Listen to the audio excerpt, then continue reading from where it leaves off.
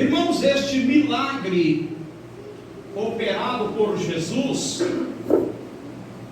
ele foi registrado por Lucas, por Mateus e por Marcos. Somente Mateus, meus irmãos, registrou este milagre no tempo certo, e diz que a Bíblia diz que foi quando Jesus estava no sermão, dando o sermão da montanha, ensinando a multidão em cima daquele monte. E lá em cima ele mostrava o poder, meus irmãos, dos seus ensinamentos. E quando ele desce, ele mostrava o seu poder também para operar milagres e maravilhas na vida do povo. Veja bem, meus irmãos, que Lucas, que somente ele sendo médico, a Bíblia diz que Lucas era médico, ele fez questão, meus irmãos, de dizer que aquele homem estava cheio de lepra. Em outras versões diz que estava tomado de lepra. Isso quer dizer, meus irmãos, que aquele homem já estava num estado avançado da lepra. Era uma carcaça humana, era uma enfermidade que não tinha cura, não tinha como resolver aquele problema. Mas quando Jesus desceu do monte, ele aproximou-se de Jesus com humildade. A Bíblia diz que ele prostrou-se, Marcos diz que ele prostrou-se diante de Jesus. Mateus diz que ele adorou a Jesus e disse para Jesus: se tu quiseres, tu podes limpar-me. A Bíblia diz que Jesus usou de misericórdia para com ele, não somente curar aquela enfermidade dele, mas Jesus mostrou mais ainda, porque Jesus tocou naquele homem leproso. Glória a Deus. Então aquele homem, naquela situação, meus irmãos, ele não tinha mais recursos. Era um homem que deveria estar fora da sociedade, numa caverna ou num leprosário, porque ele era um homem leproso, ele não poderia ficar no meio da sociedade. Mas a Bíblia diz, meus irmãos, que ele saiu e foi de encontro com Jesus. E a Bíblia diz que Jesus disse, ele falou com Jesus: se tu quiseres, tu podes me limpar. Aquele homem sabia, meus irmãos, que estava diante de Jesus, que era onipotente, que tinha poder para o curar. Aquele homem, humildemente, meus irmãos, ele não chegou exigindo, mas ele chegou mostrando humildade, e sabendo ele que Jesus tinha poder para limpar, ele se humilhou, ele se prostrou diante de Jesus, ele adorou a Jesus, e Jesus tocou naquele homem. E a Bíblia diz que no mesmo instante a lepra desapareceu daquele homem. Agora vocês imaginam, meus irmãos, se aquele homem estava totalmente tomado de lepra. Aquele homem, ele já havia, meus irmãos, sido desfigurado. Porque a lepra, ela tomava, meus irmãos, ela fazia as pessoas caírem nos dedos, às vezes a orelha, o nariz. Então aquele homem já era um homem que já estava desfigurado. Mas Jesus não somente curou aquele homem daquela enfermidade, a enfermidade não somente desapareceu, mas Jesus restabeleceu o corpo daquele homem que já estava desfigurado pela lepra. E veja bem, meus irmãos, que o que nos chama a atenção é que uma pessoa não poderia tocar. Quem está ouvindo, diga amém. Não preste atenção para Jesus falar conosco. Que uma pessoa, meus irmãos, não poderia tocar em pessoas leprosas. Mas Jesus tocou. E a lepra daquele homem, aquele homem, quem tocava ficava imundo também.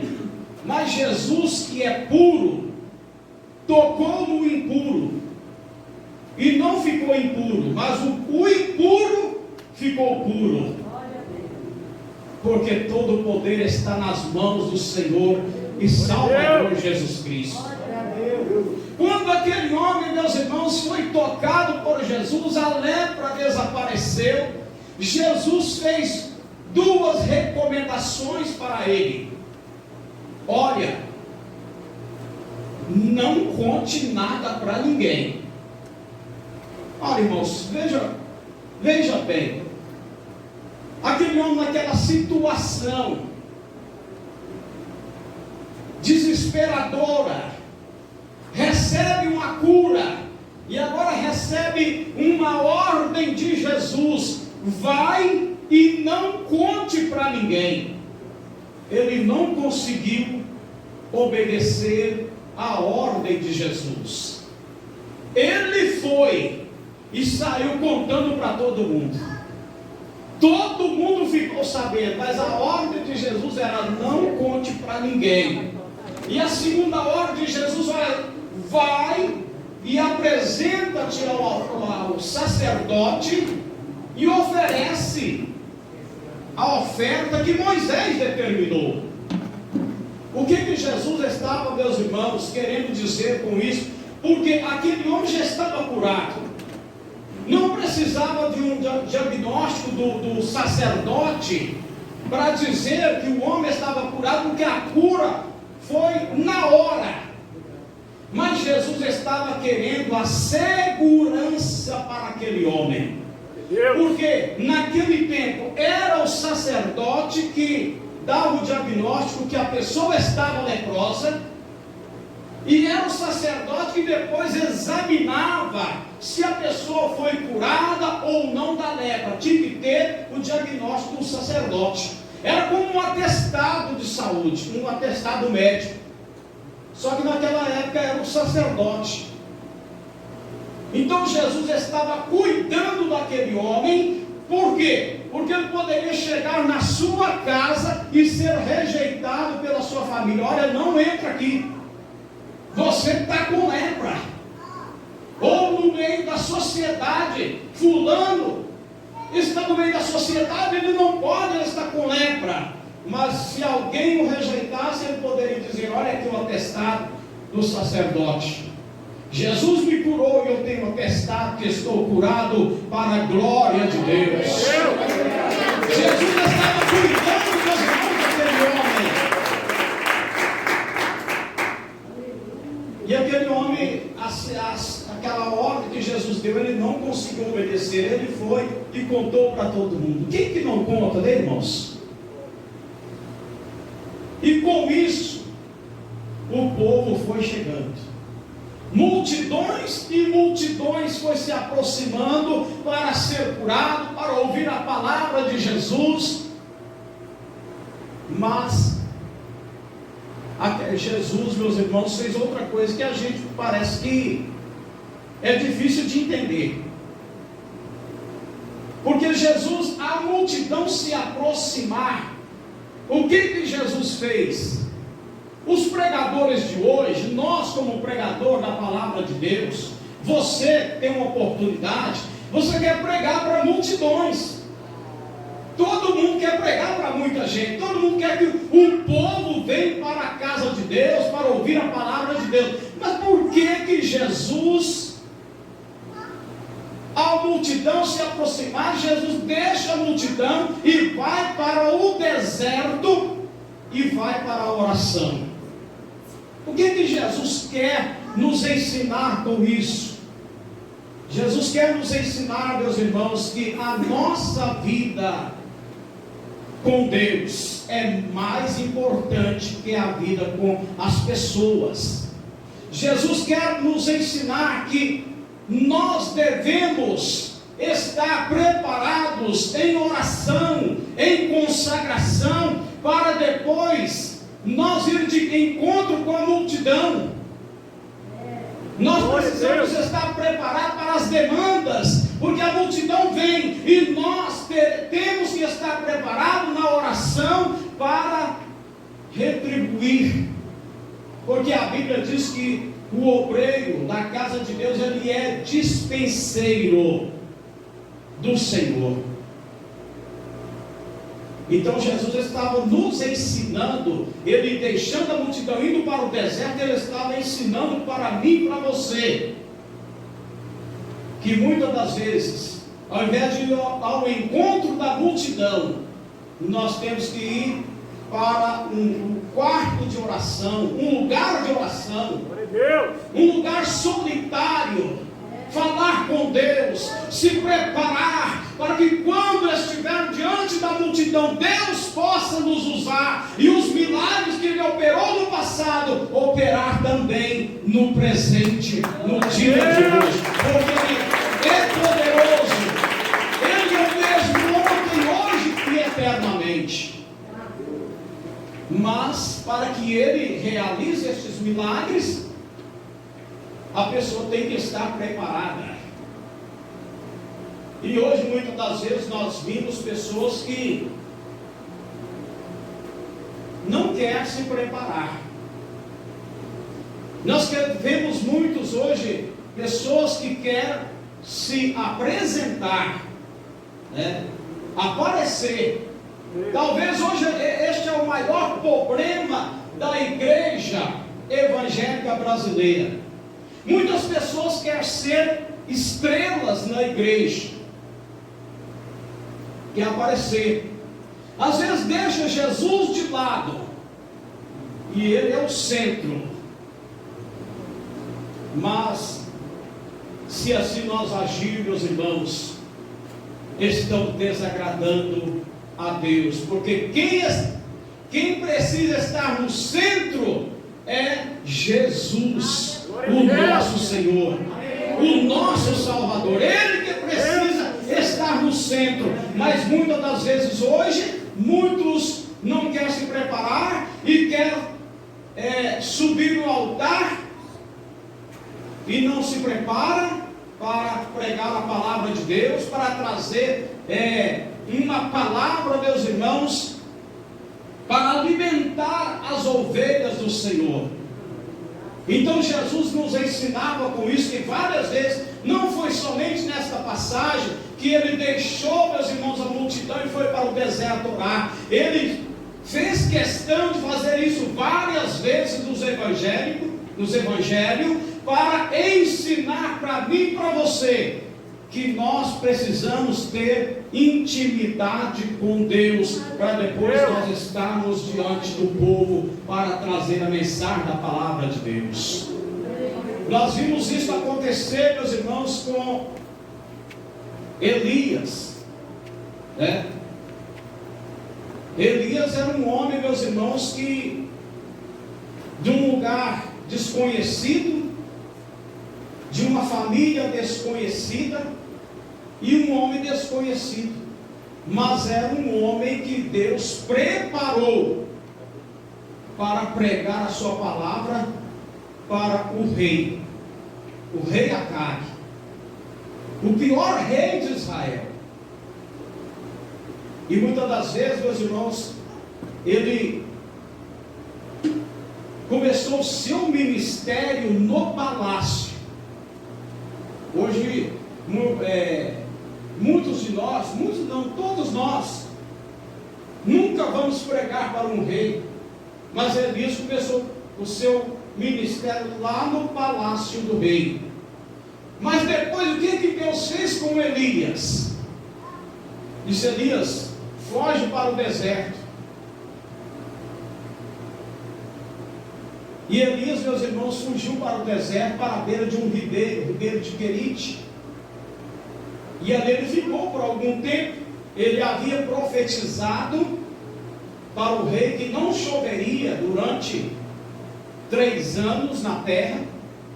E a terra, meus irmãos, foi secando, os ribeiros secando. Elias está ali sendo alimentado por um corvo de manhã e à noite.